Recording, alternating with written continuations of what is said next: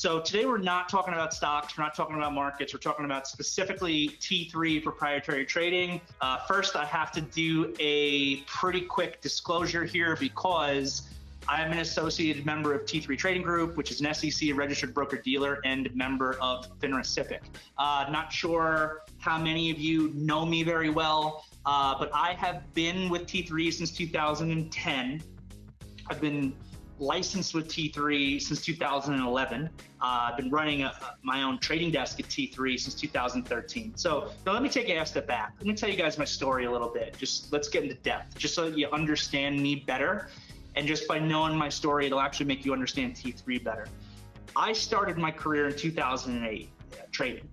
Heck of a time to get started in the industry. That's when I finished school. I went to NYU in Manhattan. I grew up in Long Island. Graduated, always wanted to be involved in trading, specifically finance, and you couldn't get a job if you graduated in 2008. Lehman Brothers just went under. I was competing with people who had 30 years of experience for entry-level jobs, you know, just because of what the environment was like. I honestly feel like I got a little bit lucky. Because of an internship I had, I was able to land a job as a sales trader in 08 and 09. I worked for a company that basically made markets in distressed and liquid assets. Did that for a couple of years. It was a great learning experience, but it's not what I wanted to do for me as my career. Basically, as a sales trader, you're a middleman. So I was a middleman for institutional buyers and sellers of basically illiquid and distressed assets resulting from the financial crisis. Again, great experience, but I wanted to be a decision maker. Long story short, I got out of sales trading and I moved specifically into proprietary trading. That's when I joined T3 in 2010. And I wanted to do this because I wanted to be the one who was the decision maker.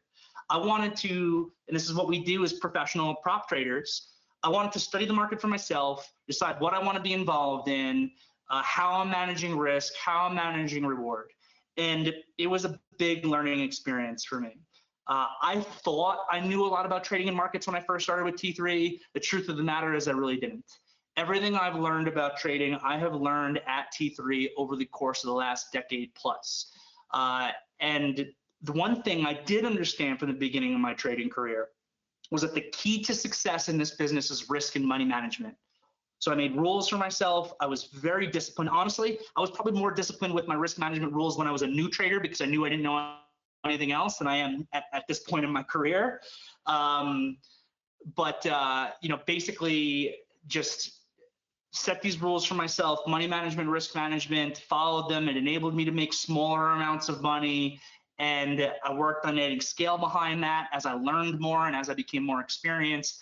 Eventually in 2013, T3 gave me the opportunity to start my own trading desk. So I've been working with and managing professional traders here at T3 for over 7 years now. It basically started as me and a couple people. And over the course of the last 7 years, I've been able to develop it into what has become T3's largest individual group of professional traders. And I've mentored well over 100 professional traders for the company over the course of the last 7 years that I've been running a trading desk. That's gone really well. Again, it started as me and a couple of basically other entry-level people that I brought into to T3.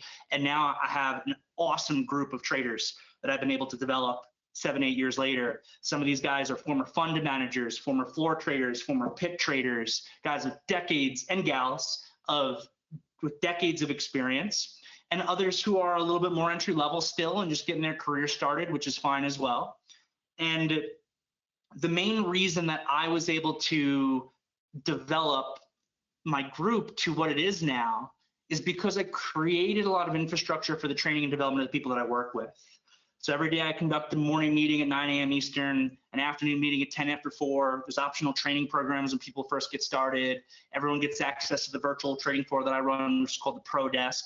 So it's a really great but unique environment that we're running in there. But again, for today's purposes, we're primarily going to be speaking about proprietary trading, T3, whether this is right for you. My personal life, been a big martial artist. I've been practicing martial arts for over 30 years. I actually used to fight professionally, professional kickboxer for about a decade.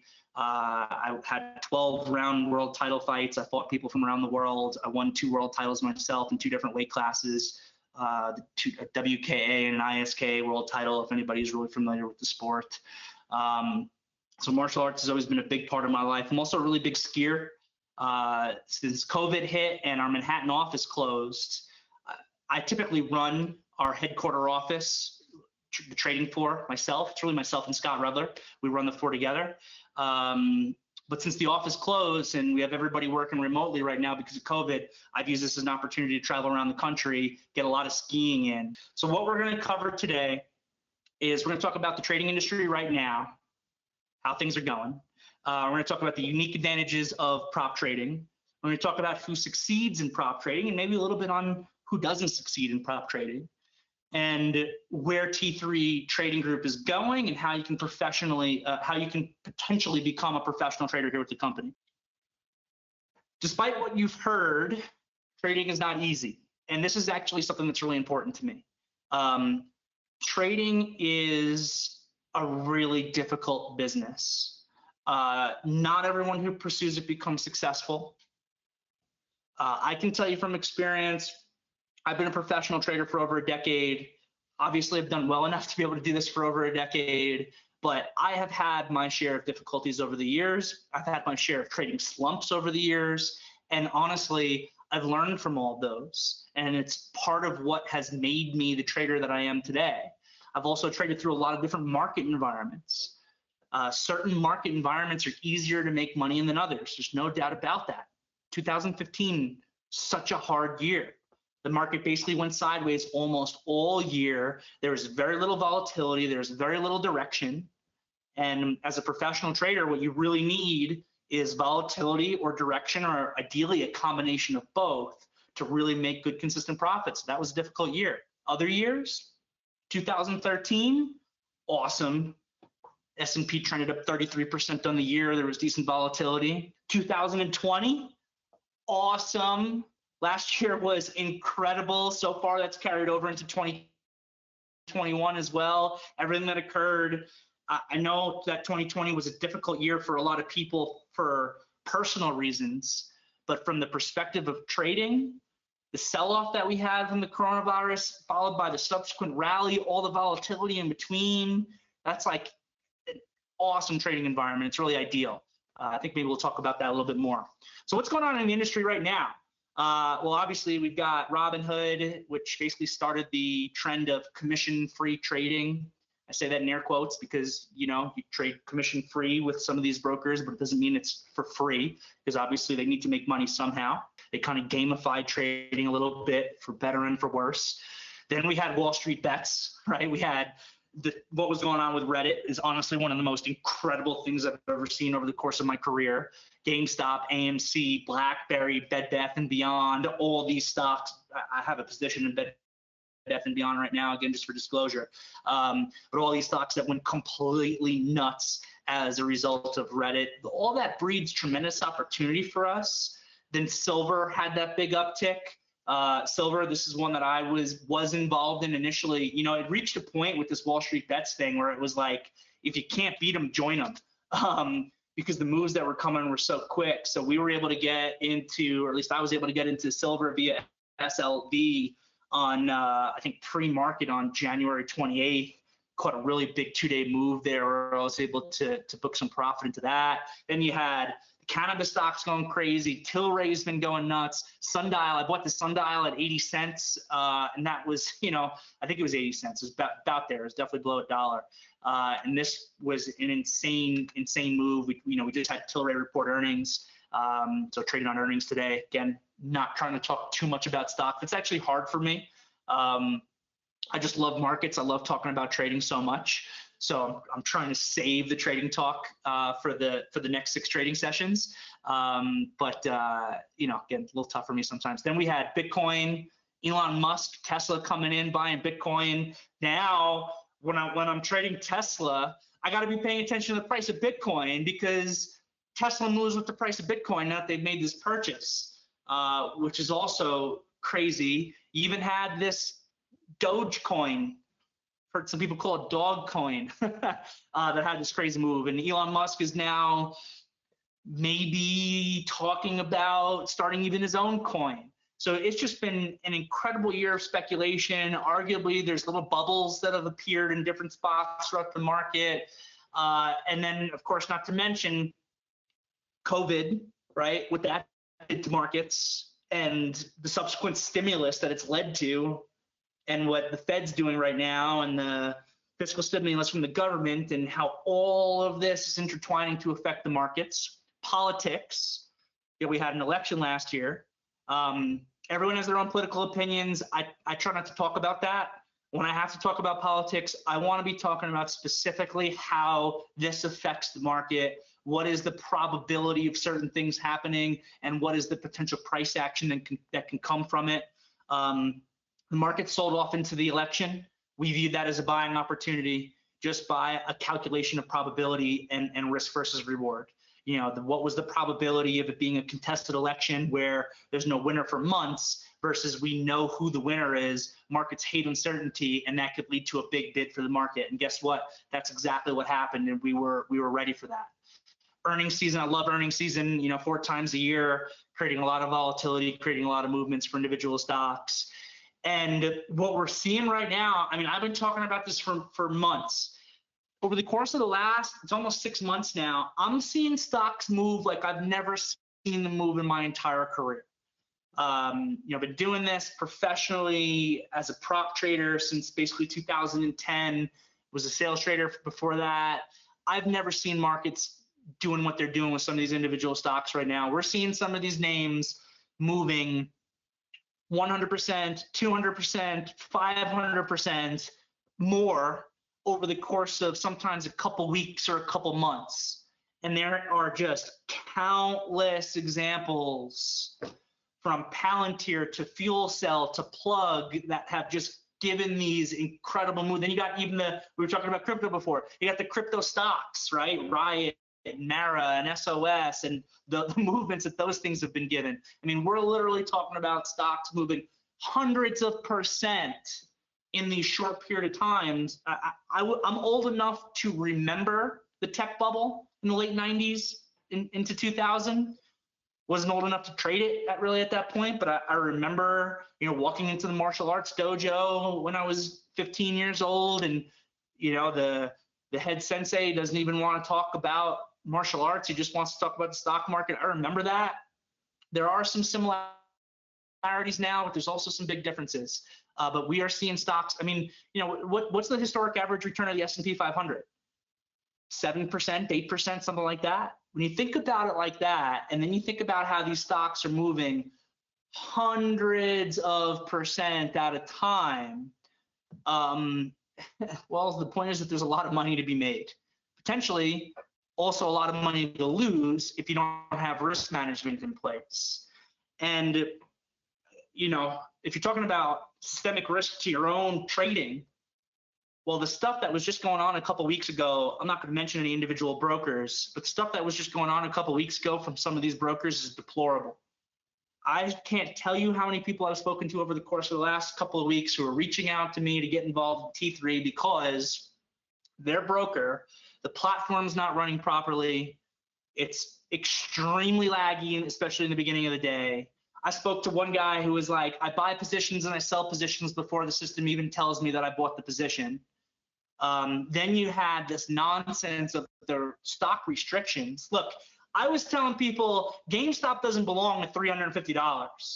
Doesn't belong at, there's a pre-market high one day at 520, 512, something like that. GameStop doesn't belong at those prices. Obviously there was an institutional short squeeze that came in that created that.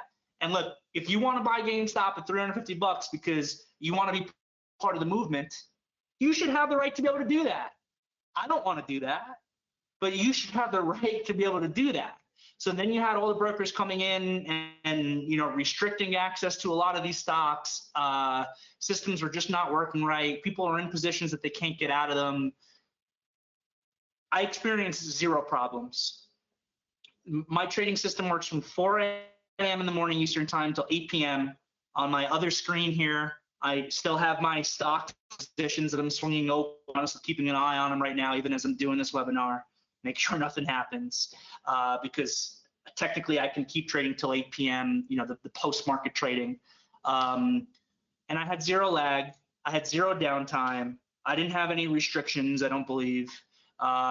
So if you are entering into a position in something that's volatile, that's moving hundreds of percent at a time, and now you can't exit that position or you can't manage it properly, to me, that is just completely unacceptable. Here's an SEC statement on Robinhood. Robinhood provided inferior trade prices that in aggregate deprived customers of $34.1 million, even after taking into account the savings from not paying a commission. And I believe that came with a nice SEC fine along with it.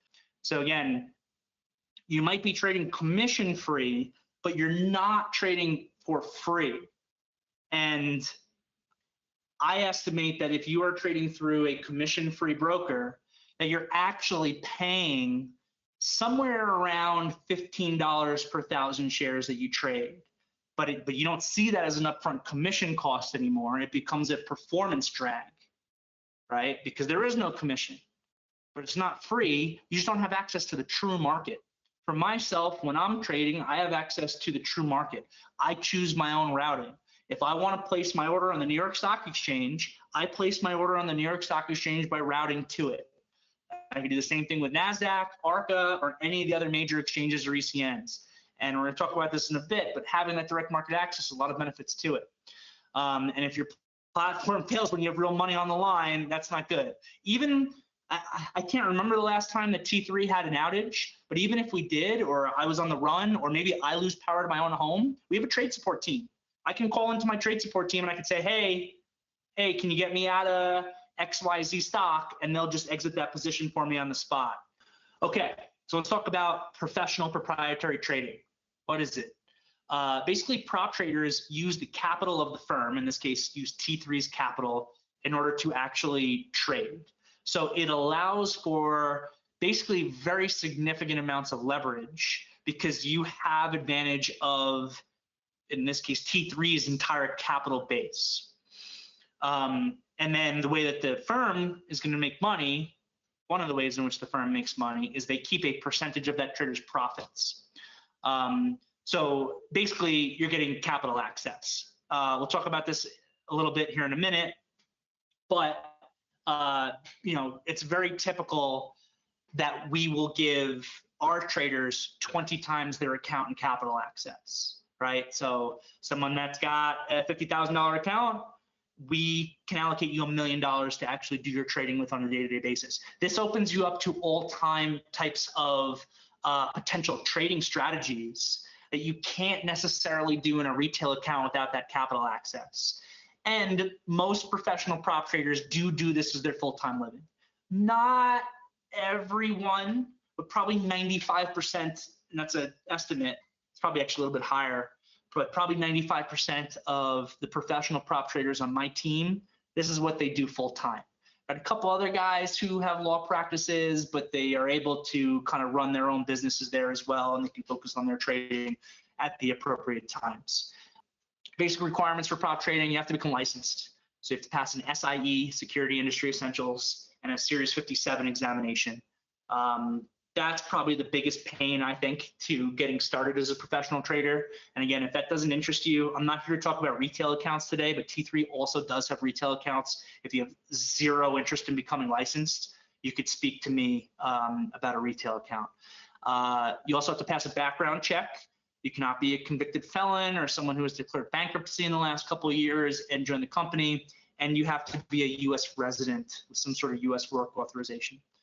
The advantages of being a prop trader. First and foremost is capital access. I just touched on this a couple minutes ago. So typically, and it varies a little bit based on experience, based on your approach, the strategies that you're being implemented, that you're planning on implementing. But typically, we will provide capital access, buying power, at 20 times your account for day trading and 8 times for overnight positions. So someone who has a $25,000 account, we can give them access to $500,000 for day trading, $200,000 for overnight positions. And you can go much bigger than 25,000 also. You could put in a $1 million account with us and we could discuss giving you access to $20 million for day trading and $8 million for overnight positions. Whereas in a retail account, you're restricted by Reg T margin. So that's FINRA regulation, Reg T, that limits the amount of leverage that can be accessed by a retail trader. Typically, that is 4 times for day trading, 2 times for overnight positions. There's such thing as being able to get a portfolio margin account if you're a larger retail trader, where that number can be increased a little bit. But again, the number one advantage is this capital access. Without a doubt, we might talk about this in a minute in the slides here also, that capital access is a double-edged sword. And that's always something I want to be honest about. If you have a $50,000 account, you have $1 million in access, and you put $1 million all into one position, and that thing goes through the roof, you're making a lot of money in a short period of time. But the opposite is also true. If you load up in a position and that position goes against you, well, guess what? Being a prop trader is a fantastic way to lose a lot of money in a short period of time. What does all this mean? It means that if you are a professional prop trader, it makes risk management even more important than it would be otherwise. I tell my professional traders that I work with all the time. So first of all, literally every morning meeting that I do ends in a warning about risk management. And I tell my team all the time, what I'm doing as a professional trader is probably 85% risk management and 15% reward maximization. I need to know exactly how much I stand to lose before I enter into any position. And if you don't have that in place, you're potentially putting yourself in for a world of hurt.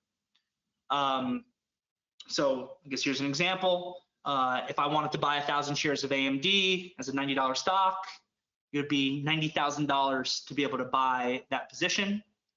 With a prop account, I basically only need to have $4,500 in the account to be able to do that. In a retail account, I might need $45,000 in the account to do that. And here is where it comes in strategically. So what I'm doing as a professional trader, this math of figuring how many dollars it costs to buy the stock, I'm really never doing that math. The math that I'm always doing is, where's my stop loss versus how many shares do I have? That's the equation on how many dollars I'm actually risking in the trade, right? So in this case, if I bought 1,000 shares of AMD at $90, and maybe I'm doing this as some sort of scalping breakout type trade where I'm only risking 20 cents in it, I'm risking $200. That's the math I have to pay attention to. I don't care if it costs me $90,000 to buy the stock or $50,000 to buy the stock. I don't even pay attention to that. I just press the button and I buy my 1,000 shares. The math I'm doing, again, risk management. How much am I losing if I'm wrong?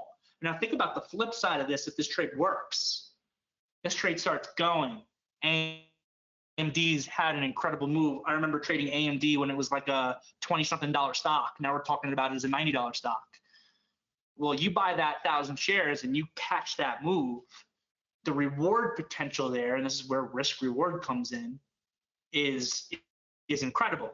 So in other words, it can improve your ability to have risk reward in a pretty tremendous way. Options. So first of all, T3, we've got equities, we've got equity options, we've got futures trading, we've got options on futures. Personally, I focus on equities, as does most of my team. I do have some guys in there and gals who trade options as well.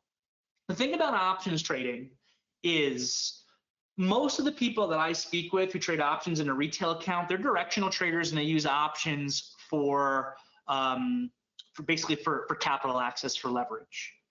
My thought process has always been, and I'm really primarily a directional trader myself, my thought process has always been, why do I want to trade options, which are a less liquid product and subject to time decay for capital access, when I already have as much capital access as I could ever want?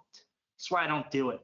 With that said, it makes sense for specific professional traders for specific reasons. If you're implementing any sort of complex option strategy, straddles, calendars, spreads, well, you want to use options for that. And again, we'll give you leverage on options as well. usually start to leverage a little bit smaller for options traders just because we want to get comfortable with your strategies. The only thing that we do not allow for, basically strategically, pretty much the only thing that we do not allow for is the naked selling of options in any way. Or I have, some of the traders who are implementing some longer term swing positions. Sometimes they'll sell some covered calls for hedging purposes and, for some cash flow.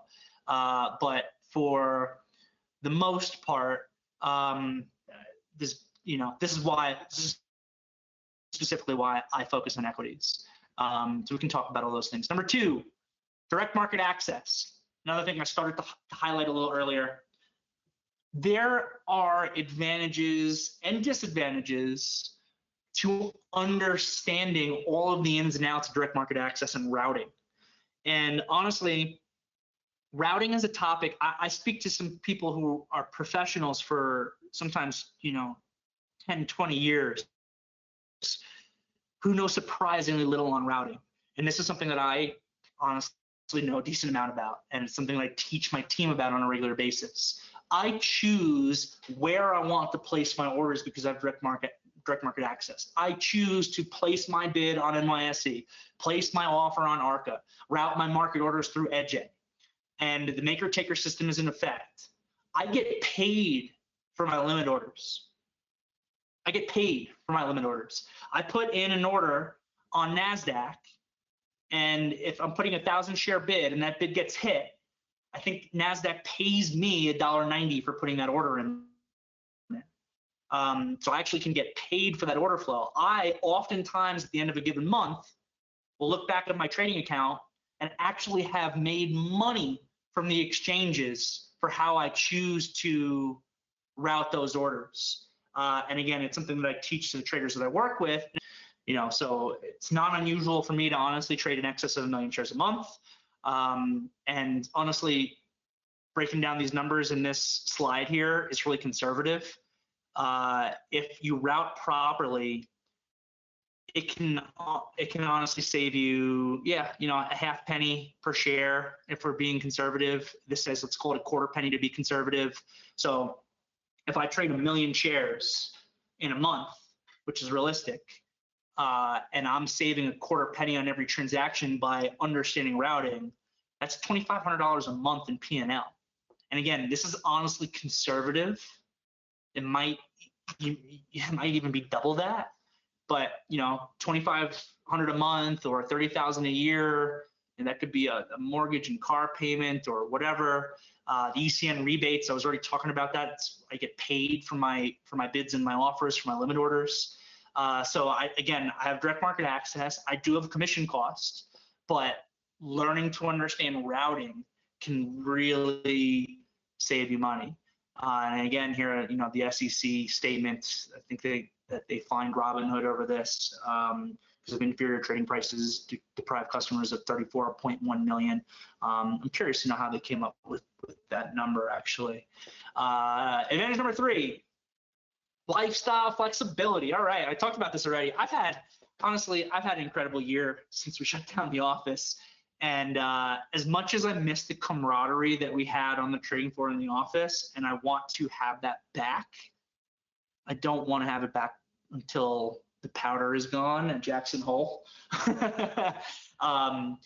When the pandemic first hit, so I've lived in Manhattan since 2004. I live in the East Village.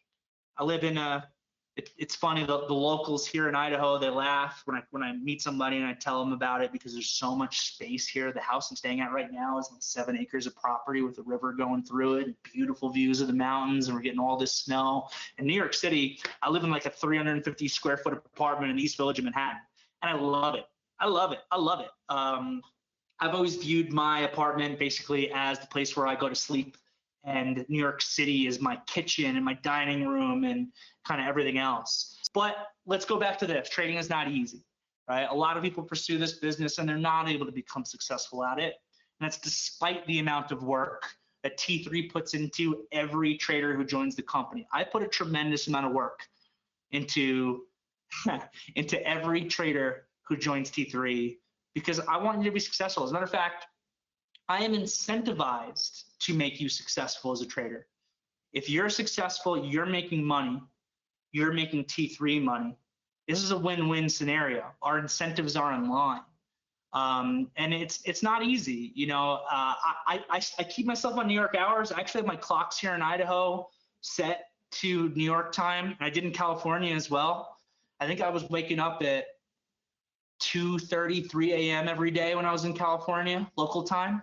And I was going to bed at 7 p.m. every day. But because it's winter, it stays night for so long. I just told myself that I was on New York time and it didn't make a difference because it was nighttime anyway. But I do a lot of work every day, my research process, working with my traders, doing business development stuff that I do for T3 now, running the morning, afternoon meeting, and, getting on the phone with traders to help them when they need it. So I put in a lot of work, but I genuinely love what I do. I love talking about markets. I actually traded once, if anyone's familiar with Hunter Mountain in New York, I actually traded once from the parking lot of Hunter Mountain. Played hooky on like one of those half market days like Christmas Eve or something like that. Still wanted to trade the open, had a laptop, sat there in the parking lot of Hunter Mountain, traded the open, and then got on the lift and skied. So, again, I love the business, but it's definitely difficult. It's really challenging. And honestly, that's one of the things that's always attracted me to it as well. Prop trading, you get the capital access, you get direct market access, you get lifestyle flexibility. I would also throw training in here. Again, you're working with like-minded people and have access to a host of training and development for free as a professional trader at T3. Again, for free. I don't want to charge you for it. You can buy it if you want to. If you're trading a retail account and you don't want to become a prop trader, you can purchase access to my virtual trading floor or my training program or those things. But honestly, I'd rather give it to you for free and have you be a successful trader with me for the next decade. So there are some retail firms that can give you direct market access. And again, if I was trading in a retail account, that's what I would want to use. And T3, our retail accounts, is honestly one of them. But you don't get that capital access. And at most 9-to-5 jobs, look, I got a lot of friends who thought I was crazy for getting in this industry when I first got involved in it because they had the security of getting that bi-monthly paycheck for their employment. It's just not what I wanted. They also hate what they do. They come in, Monday's the worst day of the week, and Wednesday's hump day, and Friday's almost the weekend. For me, sometimes Friday's the worst day of the week. I'm trading really well. I don't want the weekend to come. I'm on point. My brain's on point. I don't want 2 days off to get rusty. I want to keep working on Saturday and Sunday, but unfortunately, they close the market. Anyway, so most 9-to-5 jobs are not going to be able to give you that flexibility. And honestly, most of the people who I know who are in finance who work those 9-to-5 jobs hate what they do. Who succeeds in prop trading? Maybe we talk a little bit about who doesn't. So, like I said before, anybody who ever tells you that all they've known is just trading is easy and you make money on everything that you do, they're lying to you. One of the things I'm really honest about in my virtual trading floor and the pro desk when running the meetings, I love to talk about my trades that fail as much as I love to talk about my trades that work. Because I am not a perfect trader. That's the goal, right? The goal is perfection, but this is not something that can be perfected. You can get really, really good, but there's always, like, I've been doing this, for a long time now, and I'm still learning new things on a regular basis. And I've had my share of losses. I have failed trades almost every day, definitely every week. I've had my share of slumps along the way that I've been able to come back from. And honestly, there's an art to coming back from a trading slump that can be really difficult. I've seen trading slumps kill traders, not literally, figuratively, because they don't make the adjustments necessary to come back from it. They don't size down properly. They don't figure out what they need to do differently for the new market environment that caused that slump. But if you're dedicated and you're passionate about it and you're competitive and disciplined, then you can be successful. And again, I really think that number one thing is discipline, because you have to have discipline with risk and money management. I tell it to the team all the time. We spend so much time analyzing charts and analyzing technicals and analyzing all that stuff. But what's more important than any of that is risk and money management. I really think that you can know almost nothing about actual technical analysis or actual fundamental analysis or actual trading. I think you can know almost nothing about that and still make money trading if you have an amazing strategy and discipline for risk and money management, especially as a professional trader. Like I said earlier, I tell my team all the time, what I'm doing as a professional trader, 85% risk management, 15% reward maximization. And people struggle on both sides of that. You know, the number one reason why traders fail, we talk a little bit about why they fail. The number one reason why traders fail is they fail to follow through with their own risk management game plan. And I always feel like it sounds so easy. It sounds so easy in the webinar, right? You make your rule, you follow your rule. But the thing about markets is it will do everything it possibly can to mess with your psychology. How many people here have bought a stock, gotten stopped out at the bottom, and then it starts going up rapidly from right where you took your loss? I'm raising both my hands because it's happened to me so many times. Or shorted a stock, it goes up, it stops you out, and then crashes, and you took a loss on something that worked perfectly. It's happened to me so many times. Did you do the right thing or the wrong thing? You did the right thing. It is always the right thing if you have an appropriate game plan that breeds consistent profitability to get stopped out, even if you get stopped out at the absolute bottom tick and then that trade works. Because it's probability, right? The successful traders have a system, a rules-based system in place where probability is on their side in the long run. They're gonna have failed trades, they're gonna have winning trades, but the winners outdo the losers and they make money in the long run. You are better off getting stopped out at the low than not getting out at all. But what happens to people sometimes is they got stopped out at this low and they focus. We have, as human beings, we have what's called a recency bias. We always focus on what happened on that last trade. We remember that more than what happened the last 100 trades. So you have your recency bias. You see, oh man, I just got stopped out of this trade at the bottom. This stinks. I just lost this money and then my trade works. Now, next time it's coming down to your stop loss in a different trade, you say, you know what, I got to cancel the stop loss because I don't want to get stopped out of the bottom again. I'm going to give an extra 5 cents. And 5 cents turns into 10 cents. 10 cents turns into $1. And if you have the capital access that we provide to our professional traders, that is extraordinarily dangerous. So you got to be careful. So I mentioned earlier, I actually used to fight professionally. And I actually think that my martial arts background and my kickboxing background actually had a really positive effect for me on my trading. First of all, I'm an extremely competitive person. I had 12-round world title fights from people against the world and, you know, from all over the world. What people from Egypt, China, Eastern Europe, all across the United States, South America. Those people get in the ring and they're trying to kill me. And honestly, I am not the most gifted natural athlete. I had to work really hard. But the thing that I loved about competing in kickboxing, and you know, I stopped. You know, I still love the sport, love training in it. But the thing that I love about professional kickboxing is I always viewed it as the fastest chess game in the world with really high stakes. Those split-second decisions that I was making in the ring, that would oftentimes determine if I would get, you know, I could get knocked out or I could win. Most of the time I won. Otherwise, I wouldn't have been in the sport, to be honest. I didn't need it. Most of the people that I fought against, they did that as their career. My career was being a professional trader, and this was my passion. As many hours as I spend focusing on trading, when I had a fight coming up or when I was in training camp, I was going to the gym before the office. I was going to the gym after the office, you know, twice a day, killing myself on the weekends for it. But it was the strategy of the sport is why I was able to be successful in it. And honestly, I feel like that transferred over. And a lot of the same attributes, the work ethic, the discipline that were required for me to have the success I had in this sport translated over really well into trading. So having a sports background, or, you know, like this says, strategy games, chess, I think that helps. Competition is great for traders. I'm very comfortable with taking on high levels of risk. You could speak to me on a day where I am making a tremendous amount of money. You could speak to me on a day when I'm losing a tremendous amount of money.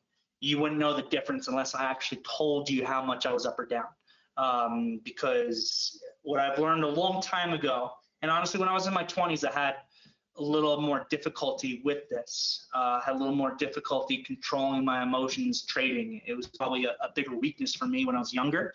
But at this point, I'm so comfortable with risk, and I understand the importance of being even keeled. Every day, if you're going to trade money, you cannot allow outside things to affect it. You cannot allow the fact that your girlfriend just with you to cause you to lose $5,000 trading that next day. That's not a good idea. You got to come in even keeled on a day-to-day basis, a lesson I learned a long time ago. All right, prop trading with T3 Trading Group. Do you want to get involved? Do you want to become a professional trader? Do you want to become a part of my team? You got to do these things. Unfortunately, you have to be, at least at this time, a U.S. resident in order to be a trader. You have to become licensed with an SIE and a Series 57, and you have to pass a background check. You cannot be a convicted felon or declare bankruptcy in the last couple of years during the company. And there's a note here at the bottom, stick to registered. So T3 is licensed, registered, regulated by FINRA and the SEC. I had to do those disclosures at the beginning. I'm a professional trader. I'm pretty sure that it would be illegal for me if I were to tell you that I'm in a position that I'm not in. I think FINRA could come down and fine me. So that in and of itself just grants a tremendous amount of legitimacy to what we're doing here. I believe we're one of the largest, if not the largest, proprietary trading firm in the United States. Our headquarter office is in Manhattan. Again, it's closed right now. Usually I run it along with Scott. Scott and I, we basically sit across from each other at the Manhattan office. We run the trading floor there. It's a really big, awesome space with a beautiful view of the Statue of Liberty in downtown Manhattan. Again, it's been closed all year, so everyone's been working remotely, utilizing the virtual trading floor. It's been going really well. We have a wide array of order routing and clearing options. We have deep expertise in algorithmic and black box trading. We have a whole black box division at the company with the most high-level capabilities basically that exists for HFT and other automated strategies. We have tech support, we have trade support, we have great compliance team. Again, the asset classes, I mentioned this earlier, equities, equity options, futures, options on futures, we have all that. If any of this interests you, reach out to me. I can speak to you about it myself. For equities, we have 3 different software options currently available. I think we actually just onboarded a 4th one. Lightspeed, Sterling Trader Pro, and Wolverine, also known as WEX. Again, routing, we have all of the lit market venues that I was talking about earlier, dark pool access, market making routes, access to floor brokers for certain traders who need that. We have customizable smart routing technology. You can build smart orders into the trading software that we have. So it goes pretty deep. Capital requirements, you need to fund your account with a capital contribution. The amount that you want to come in with to fund your account is for the most part up to you. And typically we start by allocating buying power at 20x for day trading and 8x for overnight positions. You get all the education, everything for free, basically, everything I was talking about earlier, access to my VTF room, access to the training program that I created, daily morning and afternoon meeting. For new traders, it's really important, right? I work with everybody from people who are recent college graduates who honestly don't even know their left foot from their right foot yet about trading, all the way to former fund managers who are, who have been trading professionally for decades. So that training and development is really important if you're at the entry level, but honestly, even my experienced people, I'll have people who have decades of experience take my training program, and especially some of the more advanced classes like on tape reading and routing, they'll say, wow, I really learned a lot from that. I'm glad that I sat through that. And again, for experienced traders, if you want to put $1 million into account because you want access to 20 million for day trading, shouldn't be a problem. Reach out to me.